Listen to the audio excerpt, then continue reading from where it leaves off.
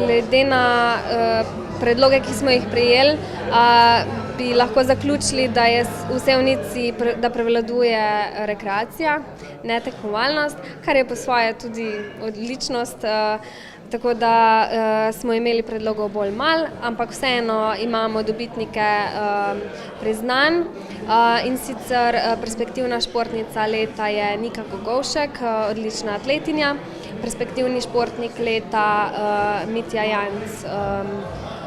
Aleš Janc, ki deluje v strelskem društvu Marok Sevnica.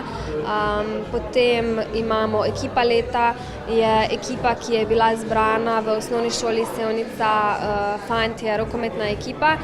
Sedaj v takšni obliki, se pravi, ne obstaja več, ker so večino bili 9. razred, in so osvojili državni naslov v šolskem rokometu.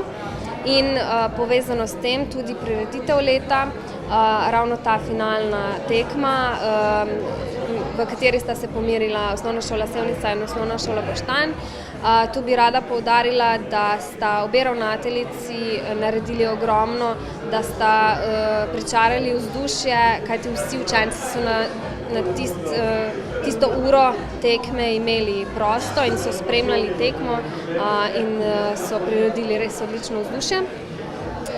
Potem imamo športnica leta Maša Medvešek, ki deluje v Društvu borilnih veščin Ipon Sevnica. Njena glavna lovorika, če lahko tako rečem, je osvojeno 7. mesto na evropskem prvenstvu, in pa že nekakšna stalnica, športnik leta Blaž Janc. Potem pa imamo še 2 jubilejni priznanji ob 20-letnici delovanja, se pravi Ipon Sevnica, Društvo borilnih veščin, in pa ob 60-letnici delovanja Rokometni klub Sevnica.